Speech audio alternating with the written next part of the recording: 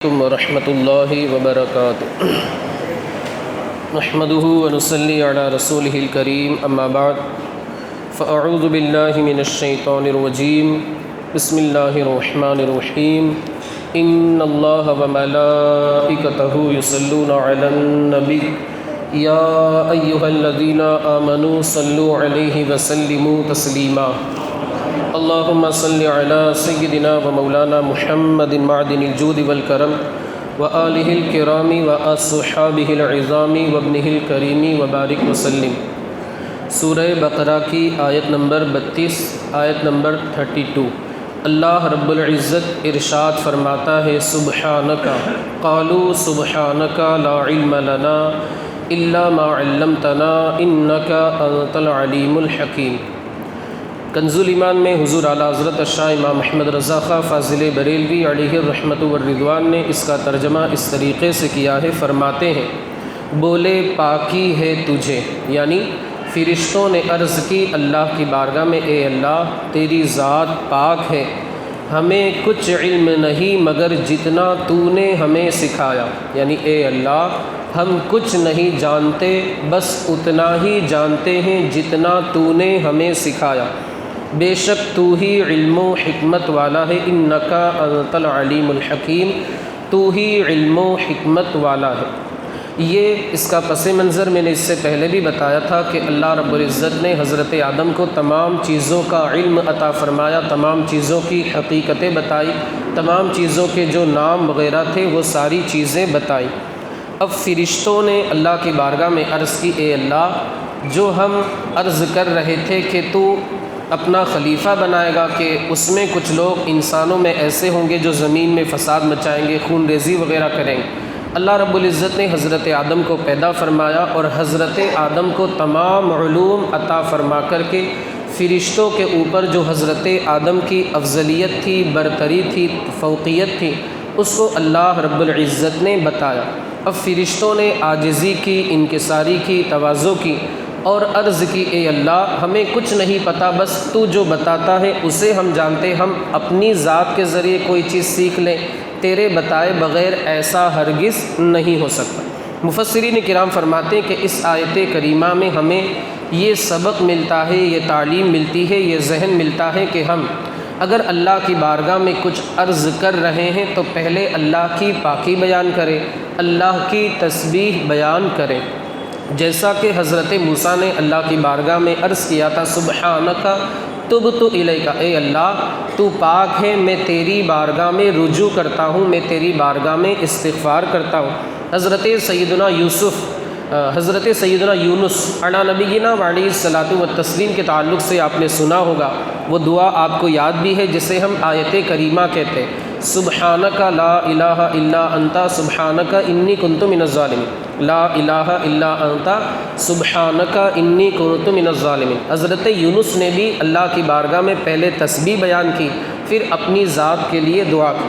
سب سے آسان مثال، ہم جب نماز کی شروعات کرتے ہیں تو سب سے پہلے ہم کیا پڑھتے ہیں؟ سب سے پہلے ہم ثنا پڑھتے ہیں۔ ثنا کی شروعات سبحانک اللہم، اے اللہ تو پاک ہے، تیری ذات پاک ہے، وغیرہ وغیرہ۔ تو ہمیں ان آیات سے پتہ چلتا ہے کہ ہمیں اگر کچھ اللہ کی بارگاہ میں عرض کرنا ہے تو پہلے اس کی تسبیح بیان کرنی ہے۔ اللہ رب العزت نے جب معراج کا ذکر فرمایا تو سب سے پہلے کیا ارشاد فرمایا؟ سبحان الذی اسریٰ بعبدہ، پاک ہے وہ ذات جو اپنے محبوب کو راتوں رات مسجد حرام سے مسجد اقصیٰ لے گیا۔ تو ہمیں اللہ رب العزت نے بھی تعلیم دی ہے قرآن مقدس میں کہ سب سے پہلے ہم تسبیح ذکر کریں، پھر اس کے بعد اپنی ذات کے لیے کچھ دعا کریں۔ اور ویسے انسان کثرت سے تسبیح یعنی سبحان اللہ وغیرہ بولتا رہے، اللہ کی ذات سے امید ہے، اللہ کی رحمت سے امید ہے، انشاءاللہ اس بندے کو بہت ثواب ملے گا۔ حدیث پاک میں آتا ہے، میرے آقا مصطفیٰ کریم فرماتے ہیں کہ جو بندہ ایک مرتبہ سبحان اللہ کہتا ہے اللہ اسے مکمل صدقے کا ثواب عطا فرماتا ہے۔ سبحان اللہ، بس ہمارا کچھ نہیں جائے، ہم کثرت سے سبحان اللہ، اللہ کی تسبیح بیان، ہمارا رب ہے، ہمارا حق بھی بنتا ہے کہ ہم اللہ کی نعمت کا شکر ادا کریں۔ ہم دیکھیں کہ اللہ نے ہمیں کتنی نعمتیں نوازی ہیں، کتنی نعمتوں سے ہمیں اللہ نے نوازا ہے۔ اور ایک اور حدیث پاک میں کہ اگر بندہ ایک مرتبہ تسبیح کہتا ہے، سبحان اللہ کہتا ہے، اللہ اس بندے کے لیے جنت میں ایک درخت تعمیر فرماتا ہے۔ اب یہ بندے کے اوپر ہے کہ کتنی مرتبہ تسبیح کہتا ہے اور اپنے لیے جنت کے اندر کتنے درختوں کو تیار کرتا ہے، یا بندے کے اوپر ہے کہ کتنی مرتبہ سبحان اللہ کہتا ہے، تسبیح کہتا ہے اور اپنے لیے صدقے کا ثواب حاصل کرنے کی کوشش کرتا ہے۔ دوسری بات، مفسرین کرام یہاں پر فرماتے ہیں کہ فرشتوں کو جب پتہ چلا کہ آدم کو علم زیادہ ہے، فرشتوں کو یعنی ہمیں علم کم ہے، تو اس وقت انہوں نے عاجزی کی، انکساری کی، عرض کی اے اللہ ہماری طاقت نہیں ہے، ہاں اگر تو ہمیں کچھ عطا فرمائے تو تیری عطا سے ہم کچھ جان لیں گے۔ اس آیت کریمہ سے ہمیں یہ تعلیم ملتی ہے کہ ہم کوئی بھی کام، چاہے دنیا کا ہو، دین کا جائز کام اگر ہم کریں تو اس کی نسبت، اگر وہ اچھا کام ہے تو اس کی نسبت اللہ کی طرف کریں گے، اور اگر برا کام ہے تو معاذ اللہ اس کی نسبت ہم اللہ کی طرف نہیں کریں۔ اگر اچھا کام ہے تو ہم کہیں گے یہ اللہ کی طرف سے ہے، اور اگر برا کام ہے تو ہم کہیں گے یہ ہماری اس میں کمی ہے، شیطان نے ہمیں بہکا دیا، ہمارے نفس کی کمی ہے، ہماری ذات کی کمی ہے۔ آپ دیکھیں شیطان نے اللہ کی بارگاہ میں کیا کہا تھا، بما اغویتنی، اللہ تو نے مجھے گمراہ کیا۔ حقیقت میں وہ گمراہ تو تھا ہی، مگر اس نے اللہ کی بارگاہ میں بے ادبی کا جملہ استعمال کیا۔ یہی بات جب فرشتوں نے عرض کی، گمراہی وغیرہ کی تو نہیں معاذ اللہ، لیکن فرشتوں نے اس موقع پر کیا کہا، اے اللہ تو پاک ہے اور جو کچھ تو سکھائے گا وہی ہم جانیں گے، ہم اپنی ذات سے کچھ نہیں سیکھ سکتے، اپنے سے تیری مدد کے بغیر ہم خود جان لیں ایسا نہیں ہو سکتا۔ تو آپ دیکھیں جو اللہ کا مقبول بنتا ہوتا ہے وہ عاجزی کرتا ہے، اور جو اللہ رب العزت کی بارگاہ کا گستاخ ہوتا ہے جیسے شیطان لعین مردود، ہمیشہ کے لیے وہ اللہ کی بارگاہ سے مردود ہو گیا، وہ اس طریقے سے گستاخانہ کلمہ اللہ کی بارگاہ میں استعمال کرتا ہے۔ تو ہمیں چاہیے کہ ہم جو اللہ کے مقبول بندے ہیں یا اللہ کی مقبول مخلوق ہے یعنی فرشتے، ان کے مطابق ہم اپنے زندگی کے شب و روز گزاریں، اور جو اللہ کی بارگاہ کے گستاخ ہے یا رسول اللہ کے گستاخ ہے ہم ان کے نقش قدم پر چلنا چھوڑ دیں، ورنہ تو معاذ اللہ ہم بھی پھر شیطان لعین کی پیروی کرنے والوں میں شمار ہوں گے۔ اب آپ یہاں پر دیکھیں اللہ نے اس آیت کریمہ کو ارشاد فرما کر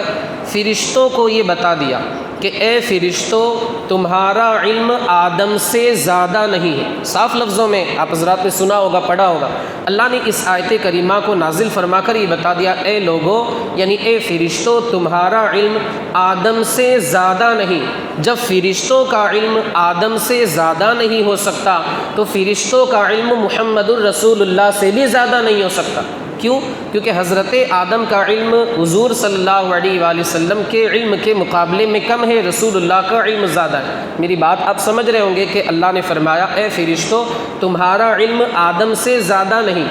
جب آدم سے تمہارا علم زیادہ نہیں تو پھر محمد الرسول اللہ سے بھی تمہارا علم زیادہ نہیں ہو سکتا۔ اب اس آیت کریمہ میں آپ غور فرمائیں، کچھ لوگ معاذ اللہ آج طرح طرح دھوکہ دیتے ہیں، وسوسے میں ڈالتے ہیں، گمراہ کرنے کی کوشش کرتے ہیں، معاذ اللہ یہاں تک کہتے ہیں کہ شیطان کا علم رسول اللہ سے زیادہ ہے، معاذ اللہ، استغفر اللہ۔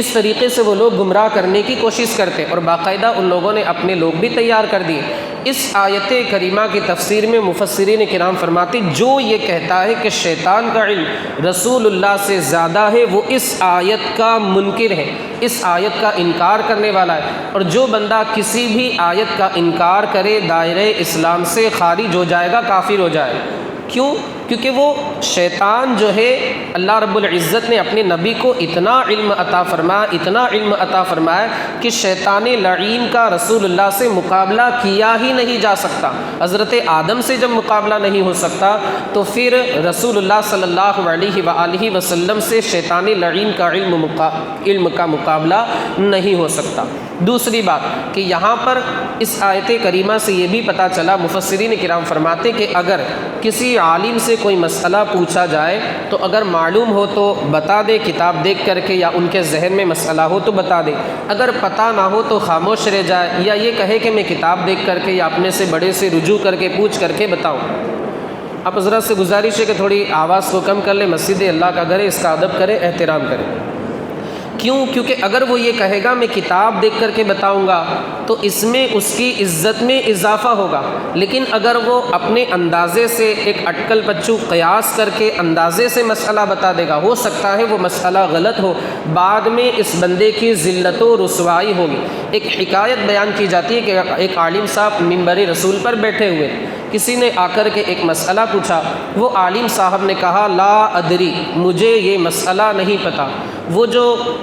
پوچھنے والا تھا اس نے کہا کہ جب آپ کو مسئلہ نہیں پتہ ہے تو آپ منبر رسول پر کیوں بیٹھے؟ عالم صاحب نے کہا کہ مجھے مسئلہ پتہ ہے یا پھر میں علم رکھتا ہوں، اس بنیاد پر میں منبر پر بیٹھا ہوں، یعنی میں علم کی بنیاد پر میں مسئلے بتاتا ہوں، بس یہ مسئلہ مجھے ذہن میں فی الحال موجود میرے ذہن میں نہیں ہے، علم ہے تبھی تو میں منبر پر بیٹھا، ورنہ اگر جہالت ہوتی تو غلط مسئلے بتا کر کے میں آسمان پر پہنچ جاتا۔ مطلب انسان جو عالم دین ہوگا وہ علم کا صحیح استعمال کرے گا، لیکن اگر عالم نہیں ہے، صرف اپنی عقل سے وہ مسئلے بتا رہا ہے تو وہ بندہ اس جہالت کی بنیاد پر دنیا میں ظاہری طور پر بہت اوپر جا سکتا ہے، مگر اللہ و رسول کی نظر میں وہ بندہ مقبول نہیں ہو سکتا اور اسے اللہ کی بارگاہ میں مرنے کے بعد جواب دینا ہوگا۔ آخری بات عرض کروں، فرشتوں نے یہاں پر کہا اے اللہ ہم ذاتی طور پر کچھ نہیں جانتے، تو بتاتا ہے ہم جانتے ہیں۔ اس سے یہ مسئلہ ثابت ہوا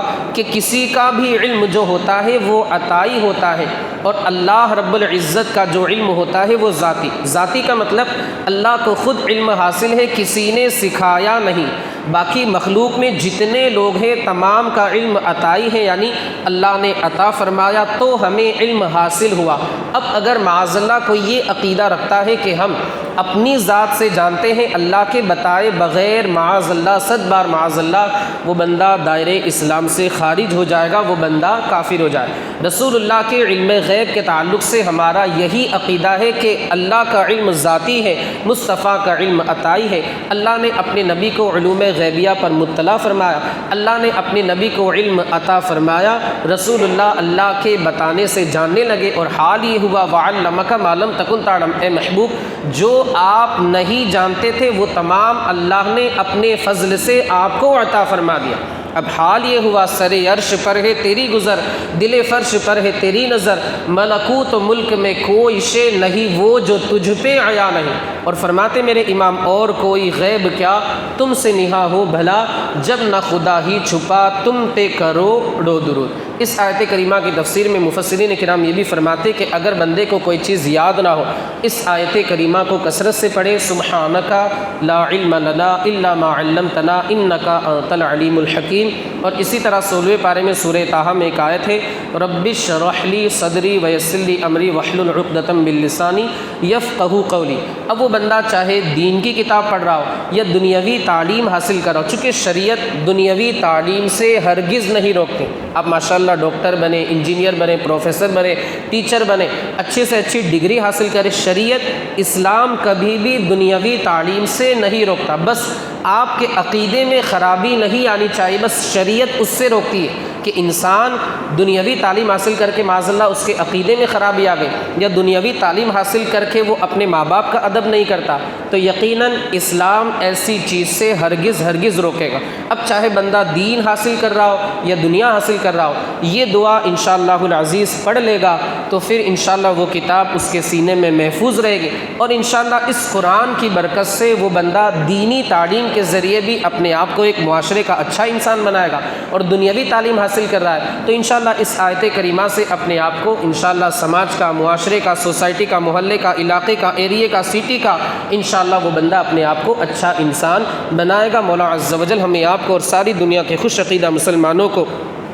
ان قرآن مقدس کی آیات پر عمل پیرا ہونے کی توفیق رفیق عطا فرما۔ مولا جو کچھ بیان ہوا اس کے بیان کرنے میں مجھ سے جو بھی غلطی ہوئی اپنے حبیب کے صدقے مجھ سے معاف فرما، اس درس کی برکتوں سے ہمیں مالا مال فرما، قرآن کے اوپر عمل کرنے والا بنا دے مولا، قرآن عظیم کی تلاوت کرنے والا بنا دے مولا عز و جل، قرآنی زندگی عطا فرما، ایمانی زندگی عطا فرما مولا عز و جل۔ ہمارے ان بھائیوں نے درس میں شرکت کی، اپنی شان کے مطابق انہیں اجر و ثواب عطا فرما، ان کی کمائی میں، کاروبار میں، تجارت میں، رزق حلال میں خوب سے خوب تر برکتیں عطا فرما۔ مولا ہمارے ان بھائیوں کو ہر بار بار پورے گھر والوں کے ساتھ حج بیت اللہ کی سعادتیں عطا فرما۔ وصلی اللہ تعالی علی خیر خلقہ ونور عرشہ سیدنا محمد وعلی آلہ واصحابہ اجمعین برحمتک یا ارحم الراحمین۔